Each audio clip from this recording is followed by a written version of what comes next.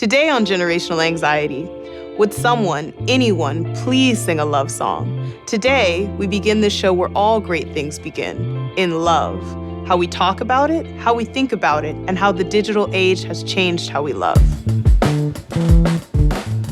And that's what love is. Love's got your back. It's a reaching, it's a yearning, it's an aching. I think silence prohibits expectations. Are we being heard? Are we being seen? I think people feel safe when they can define you. We created this show because the world is changing. I'm joined by two incredible women, both of whom have influenced how I think about love a great deal. My first guest could easily be called the greatest living American poet. She's a legendary wordsmith, changemaker, and literary icon. The winner of an astounding 7 NAACP awards, author of 3 New York Times bestsellers, a distinguished university professor at Virginia Tech, and my personal literary hero, Miss Nikki Giovanni. Thank you for joining us today. That's my pleasure. I take no issue in calling my next guest the smartest person in print, a prolific young culture critic and writer, named a Forbes 30 Under 30 emerging figure in media, and a National Magazine Award winner, and now a columnist for The New Yorker. Please welcome Miss Doreen St. Felix. Thank you for having me, Bianca. I'm so happy to be with you, Nikki. It's a pleasure. I subscribe to your magazine. Oh, thank you. The reason I can eat. Today we're talking about love, and Miss Giovanni, I would be so remiss if I passed up the chance to say I love you. In fact, I built this show around you. Back in the summer of 2018, I had just finished at Columbia, and I saw that it had gone viral, the video that you did in 1971 with James Baldwin. And you were 28, you were Doreen and I's age, and he was about 52, and you all had this incredibly prolific, revolutionary conversation about love, tenderness, revolution, and I thought we should have conversations like that all the time. A guy's going with girl. Right? You're going with Maybelle. And Maybelle gets pregnant. All of a sudden, you can't speak to Maybelle because you don't have the money for a crib, right? She doesn't need a crib. The baby's gonna sleep someplace. But what she needs is a man to come by and say, hey, baby, you look good. And black men refuse to function like that because they say, I want to bring the crib when I come. Baby, you're never gonna get the crib. Baby. In this civilization, a man who cannot support his wife and his child is not a man. There was this passion that you had, youthful passion, and he was so patient with you. And so I thought to myself, we need intergenerational conversations like that. And I said my first guest has to be Nikki Giovanni. And so thank you for being here today. Thank you. It's totally my pleasure, but I was patient with Jimmy. Yeah. I know he was patient with me, but I was patient. Doreen, you've seen the conversation. Absolutely. And there's so many times I can't even count. There's a time when you tell him that you wish that the lies that a man goes out and tells to the world in order to survive, in order to, bring back money to the family, that those same lies you wish he could just tell you. Lie to me. Of course you can lie to me. And you will. If you love me and you're going off with Maddie someplace, you're lying to me. Yeah, And that's Jimmy the famous is line, lie to speechless me. in that and he's moment. stuck. And I'd never seen James lied when Baldwin you stuck smiled. in my life. And I said, this is something special. And so that's really where the show came about, is I was like, we need young people coming together with the legends and the icons and really talking about the state of the world today. And so I wanted to start it with love because that's where it started for me. In that interview with James Baldwin, you say love is a tremendous responsibility, to which Baldwin replies, it's the only responsibility to take, there isn't any other. This may be very meta, so interpret it however you will, but have we failed in that responsibility? I think that we confuse love with sex, basically. It's the easy thing to do because sex is really, totally a lot of fun. I certainly recommend it. Not a lot of it, but, every now and then it's a good idea. And love is a responsibility because you make a commitment. And that's what love is. Love is that I'm here for you, or as our friend, and we were talking about her earlier, and we all miss her, Toni Morrison said, love is a bench. And a bench is something that no matter what, when you're tired, when you're sad, you can sit. It's going to be right there.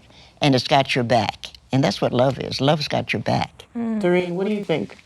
So it's so interesting. My first encounter with love was within religion, which is not where anyone should meet the idea of love, because in that case, love is coercion. I was raised in the Catholic Church. My family is West Indian, they're from Haiti.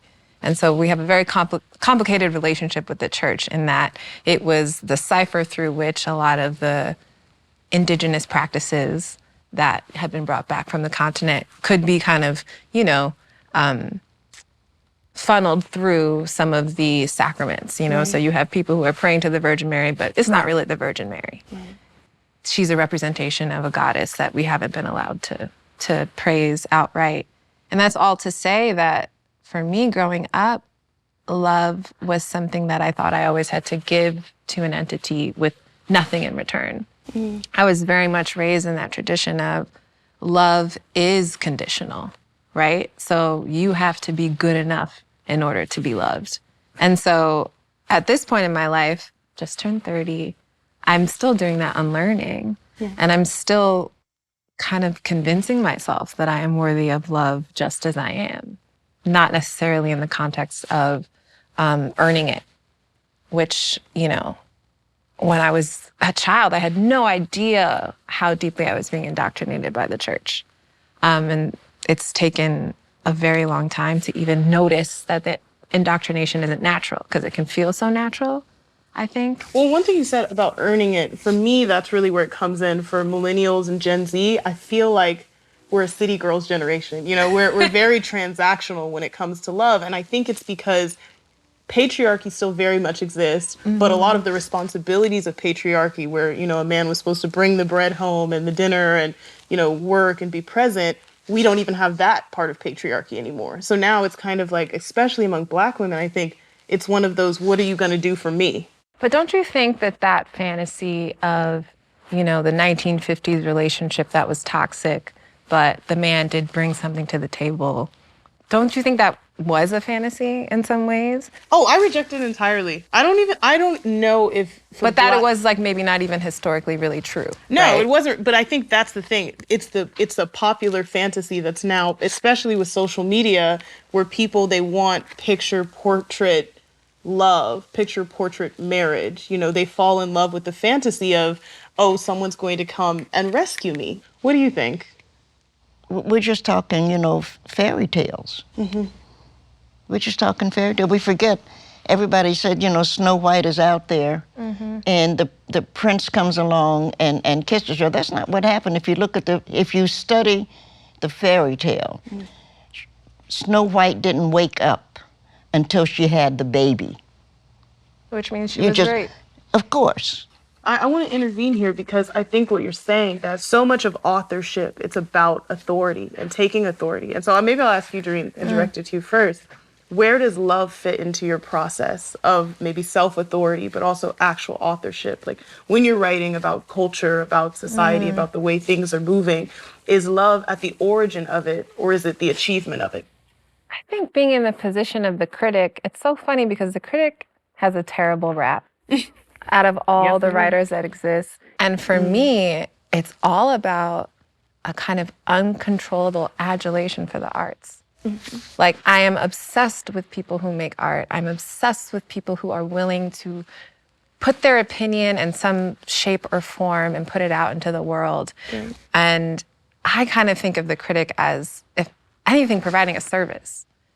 Nominally, that service is to the reader. Maybe it's to the artist, but really the service is to your own self. It's that I have been so moved that you have to extract what you think about this thing on the page. And so I don't even know, process is a word that if I'm using it, I'm not being honest about what my writing life is like. When I think process for me as a writer literally means sitting in front of a computer or a notebook and then typing. Like, that's it for me. I don't sip tea or, put on mood lighting. That was never, I'm not like whatever people's version of that person. You're not professionalizing a typewriter. something. Yeah, it's right. very, for me, it's like, it's an urge, like, not like sex, but close to it. Where it's like, oh, I got something to say. It's not unlike sex. It's not unlike it's like, sex. It is like the ecstasy of finishing it. It's definitely I have another something. question. There's an old woman sitting here. being a Haitian, you're talking about smart. One of the great writers in the world is Edward Statigan, who is Create Haitian, dangerously. right? And I'm wondering, what's the water you people are drinking? Right. We're getting some Right. brilliant folks out of Haiti. Yeah. You know, there's a whole, don't you think? I mean, look at what you're producing. Oh my gosh. I mean, I can't look at you while you tell me Don't tell you that, right? It's too much. It's too much. It's too that much. I'm Right. doing good work, but I don't know. I think Haitians, we're artists as a people, and we're also fighters. We're warriors. Oh, right. We like to dance too, and we like to Oh, party. I was telling you backstage about dancing with Haitian, but it's a little bit different. But when I say serious, I mean like, you know, I feel like Westerners and even American Black people, we utilize the word revolution and radical even now, not necessarily carelessly, but it's definitely, especially for our generation, the word radical has definitely shifted its meaning. When I think of someone just saying love is a radical act, I don't think getting up, you know, having sex, going to bed, cooking dinner. There's nothing to me like that that's inherently radical, even if it's loving. But when I think of radical love, I think of intervention for the other. Like, I am going to put myself on the line for you in some way to love you. And so I think when I think of Haitians, just connecting the two, I really think like revolution to Haiti is a word that means something. Radical is a word that deeply means something. And I think even, you know, for you, Ms. Giovanni, radical is a word that meant something very serious to your generation. You know, to my generation, we use radical literally at breakfast, lunch, and dinner, as far as I know. Words are alive. Yeah. And so words grow. Yes. And so if we're looking at words, my generation, but if we look at words, it was radical in the 1800s or maybe the 70s to run away from slavery. But it was also radical to stay. Right? And when I think of, I live in Virginia now, when I think of the peanut, which is a wonderful thing. Yep. Virginia calls itself the peanut state, and Virginia didn't know diddly squat about peanuts. And I always think of it as a boy, as a black boy who was sold by Africans, because we have to remember that the slave trade, that there was a train running. Yep. And so the Africans sold to the Europeans who sold to other Europeans who got us here, right? That's a long story. I'm not going to carry you through that, but I always think of the grandmother, because it's, to me, everything is a grandmother, putting a peanut in the hands of this boy and saying, "Don't forget me." And somehow going through all of it, going down that tunnel in Ghana, going through Middle Passage, coming to Richmond, being stood naked on a podium, being sold. He held on to that peanut. And in holding on to it, he finally is sent to a plantation where he's going to work for the rest of his life. He's going to die there. But he plants this peanut. Now, he's like all the black men that we know in Harlem or in Bronx or any place else, right? They're just black men being foolish. But he plants that peanut. So when his friends say, "We're going to run away tonight, Harriet's coming. Come on, you can come with us." He said, I gave my word. I'm going to be here. And he doesn't try to explain to them that I put this peanut in the ground and I'll be here until it grows. But he stays, and that's radical.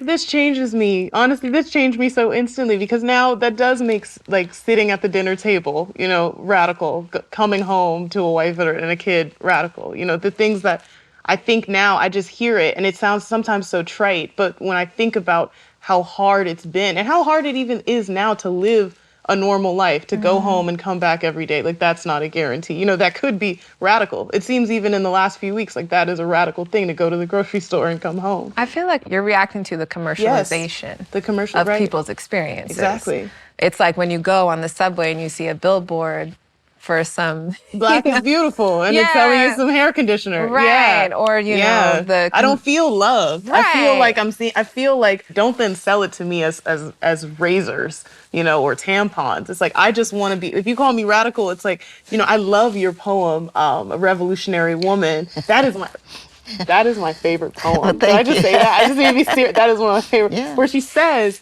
I used to think, I don't know if you want to quote yourself. Oh, no. No, you can't. I haven't can't heard quote that. myself either. You don't know. But Nikki doesn't know yeah, that. I mean, I'm going to butcher it, obviously, but you basically say, like, I used to think that I was going to be the one to start the revolution, to stop the gun. But then I dug. She says, then I dug that if I could be a natural woman doing what a natural woman does, I would have a revolution. And that changed me. And that, for me, when I think of, like, being as a radical act, it's really that poem. Like, Oh, thank you. it's embodied. Thank I'm you. definitely a student. No. I just think it's so important. And I say this as a grandmother, as an older woman here, and I do recommend Old Age, I really love it, that you're like yourself. And what worries me about your generation is that most of you don't. Yeah. Most of you are not fond of, when you wake up in the morning, and I laugh at my students about that, and you're brushing your teeth, the first thing you have to say is, I love you. Because it may be the only time you hear I love you in the day. Say it to yourself. Yeah. The first thing you do is smile to yourself. Well, it's because for me, I spent my whole life wanting to be somebody else besides myself. And it was a product of a generation that love is just so hard to find. It was hard to find in the house, like between my mother and father. It was hard to find when my body started changing and it didn't look like the Beyonce or whoever they were, marketing at the time. It became very difficult to be like, this is the person that I love. And so I'll direct it back as a question, like, where do you find it? Where do you find it find easily? it, you give it. It isn't lost, you give it. And somebody will take it. But your job is to But give it. what if someone takes it and doesn't give it back? Well, and I hell, know people are watching that's their wondering loss. that. That's their yeah, loss. and That's I think not yours. that comes back to that transactional thing that I was mentioning earlier. It's a generation that they say, if I give it, where am I going to get it? And it's kind of like a fix, It's like, Yeah, where but do I you're going get to be it? twice But as are we- happy giving somebody. And if they don't give, that's their loss. I heard that. When my mother died, I called Toni because we were friends, Toni Morrison. And she listened, and Toni wasn't a great listener. I don't know if you knew Toni, but she wasn't a great listener. She didn't waste your time like that. And I talked for about an hour because I was sad, and she finally said, Nikki, write. She said, I have to go now. You go write, which was good advice. But Toni loved me, and I loved Toni. And that's the way we showed it. Right. And I don't know what you're saying here that you expect Yeah. of love. You give love, and when people ask you for something, you do that. Right. You help. Love is a responsibility. Right. What makes love love is that it's you stepping out of yourself in order to relate to another person, right? And if our generation is plagued by something, is that it's very difficult to step out of the yourself. self. It's a because mirror. we live in a hall of mirrors. You look at your phone, you're looking at yourself.